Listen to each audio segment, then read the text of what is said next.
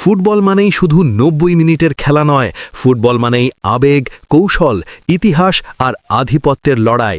আর কল্পনা করুন তো, একদিকে বর্তমান বিশ্ব champion Argentina national football team, অন্যদিকে ইউরোপের আধুনিক শক্তি স্পেন ন্যাশনাল ফুটবল টিম। যখন তারা মুখোমুখি হয় ফিনালিসিমার মঞ্চে, তখন সেটা আর সাধারণ ম্যাচ থাকে না, সেটা হয়ে যায় দুই মহাদেশের শ্রেষ্ঠত্বের যুদ্ধ।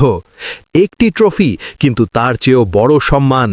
আজকের ভিডিওতে আমরা বিশ্লেষণ করব কিভাবে স্পেন এমন একটি স্কোয়াড নামাতে পারে যা আর্জেন্টিনাকে চাপে ফেলবে, কোন পজিশনে কে সবচেয়ে কার্যকর, আর কি সেই ট্যাকটিক্যাল মাস্টার প্ল্যান যা মেসিদের জন্য হতে পারে সবচেয়ে বড় হুমকি। শেষ পর্যন্ত থাকুন, কারণ শেষ অংশে থাকছে গেম চেঞ্জিং কৌশলের বিশ্লেষণ। এই ম্যাচটা কেবল গোলের লড়াই নয়, এটা মস্তিষ্ক বনাম মস্তিষ্কের সংঘর্ষ। আর্জেন্টিনার হাতে বিশ্বকাপের আত্মবিশ্বাস, আর স্পেনের হাতে আধুনিক পজেশন ফুটবলের ধারালো অস্ত্র। স্পেন খুব ভালো করেই জানে, আর্জেন্টিনাকে হারাতে আবেগ দিয়ে নয়, খেলতে হবে ঠান্ডা মাথায় সুপরিকল্পিত ফুটবল। কোচ লুইস দে লা ফুয়েন্তের দর্শন পরিষ্কার, বল থাকবে নিজেদের পায়ে, ম্যাচের গতি নিয়ন্ত্রণ করবে স্পেন, আর প্রতিপক্ষকে ক্লান্ত করে সুযোগ বুঝে আঘাত আনবে। তার মতে জিততে হলে শুধু ৯০ মিনিট নয়, জিততে হবে ৯০টি ছোট ছোট লড়াই। গোলপোস্টের নিচে থাকবেন নির্ভরযোগ্য উনাই সিমন। তিনি শুধু শট ঠেকান না, বরং ডিফেন্সকে সংগঠিত করেন এবং পেছন থেকে বিল্ড আপ শুরু করেন। বড় ম্যাচের অভিজ্ঞ ডানি কারবাহাল রাইট ব্যাকে থেকে প্রতিপক্ষের বাম দিকের আক্রমণ ঠেকানোর পাশাপাশি কাউন্টার অ্যাটাকে গুরুত্বপূর্ণ ভূমিকা রাখতে পারেন। সেন্টার ব্যাক জুটিতে রবিন লেনরম্যান্ডের নিখুঁত পজিশনিং ও ট্যাকলিং এবং এমেরিক ল্যাপর্টের বল নিয়ে খেলা শুরু করার দক্ষতা স্পেনকে রক্ষণ ও আক্রমণের মাঝে ভারসাম্য দেবে। লেফট ব্যাকে আলেহান্দ্রো গ্রিমাল্ডো হতে পারেন আক্রমণের গোপন অস্ত্র। তার ওভারল্যাপ আর ক্রস আর্জেন্টাইন ডিফেন্সকে ব্যস্ত রাখবে। আর মিডফিল্ডেই হবে ম্যাচের আসল যুদ্ধক্ষেত্র।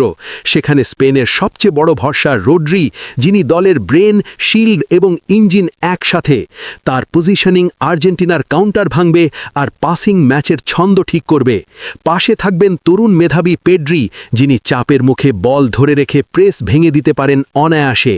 আর ভারসাম্য রক্ষার দায়িত্বে থাকবেন ফাবিয়ান রুইজ। রক্ষণ ও আক্রমণের সেতুবন্ধন হিসেবে তার অবদান হবে অত্যন্ত গুরুত্বপূর্ণ। আক্রমণ ভাগে স্পেনের তরুণ তুর্কি লামিন ইয়ামাল আর্জেন্টাইন ডিফেন্সের জন্য দুঃস্বপ্ন হয়ে দাঁড়াতে পারেন। তার গতি, ড্রিবলিং আর বাহসী ওয়ান-অন-ওয়ান খেলার ক্ষমতা ম্যাচের মোড় ঘুরিয়ে দিতে পারে। সেন্টার ফরওয়ার্ড হিসেবে আলভারো মোরাতা শুধু গোল করার জন্য নন, বরং স্পেস তৈরি করে উইঙ্গারদের খেলায় আনতে বড় ভূমিকা রাখবেন। বাম উইংয়ে নিকো উইলিয়ামসের বিস্ফোরক গতি ও ডিরেক্ট রান আর্জেন্টিনার রক্ষণকে টেনে বের করে আনতে পারে। আর বেঞ্চে থাকবেন ডানি অলমো কিংবা মিকেল ওয়ারজাবাল, যারা যে কোনো সময় ম্যাচের গতি পাল্টে দিতে সক্ষম। এখন আসি সবচেয়ে গুরুত্বপূর্ণ কৌশলে, কিভাবে থামানো হবে লিওনেল মেসিকে। স্পেন জানে তাকে একা মার্কিং করলে লাভ নেই। পরিকল্পনা হতে পারে ডাবল প্রেস, একজন সরাসরি চাপে রাখবে আর একজন তার পাসিং লেন বন্ধ করবে। মেসির কাছে বল পৌঁছানোর আগেই মিডফিল্ডে চাপ সৃষ্টি করাই হবে প্রধান লক্ষ্য। পাশাপাশি উইং থেকে দ্রুত ট্রানজিশনে আক্রমণ তুলে আর্জেন্টিনাকে পেছনে ঠেলে দেওয়ার চেষ্টা করবে স্পেন। স্পেনের এই সম্ভাব্য একাদশ তারকায় ভরা হলেও আসল শক্তি তাদের পরিকল্পনা ও টিমওয়ার্কে।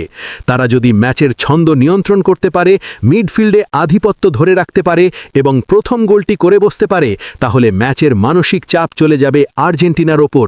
আর তখনই দেখা যেতে পারে অন্যরকম এক ফিনালিসিমা। সবশেষে প্রশ্ন একটাই, এই মহারণে কারা এগিয়ে থাকবে, বিশ্ব চ্যাম্পিয়নের অভিজ্ঞতা নাকি ইউরোপ চ্যাম্পিয়নের কৌশল? আপনি কি মনে করেন এই লড়াইয়ে ট্রফি উঠবে কার হাতে? কমেন্টে জানিয়ে দিন আপনার মতামত। আর এমন বিশ্লেষণ পেতে ভিডিওটি শেষ পর্যন্ত দেখুন এবং চ্যানেলটি সাবস্ক্রাইব করতে ভুলবেন না। ফুটবল ইতিহাসের আরেকটি অধ্যায় লেখা হওয়ার আগে আপনার ভবিষ্যৎবাণীটা এখনই জানিয়ে দিন।